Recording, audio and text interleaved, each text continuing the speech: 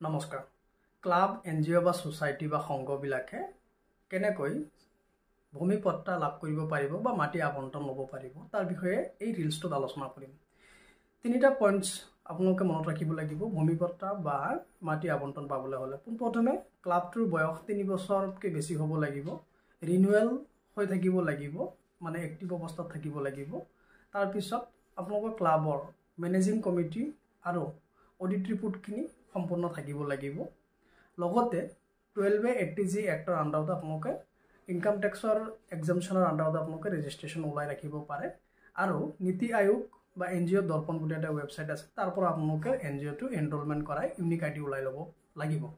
এইখিনি প্ৰচেছ হোৱাৰ পিছত বেংক একাউণ্ট থাকিব লাগিব। তাৰপিছত মাটি পট্টা বা ভূমি আবণ্টন পাবলৈ আপোনালোকৰ এনজিঅটো সক্ষম হ'ব।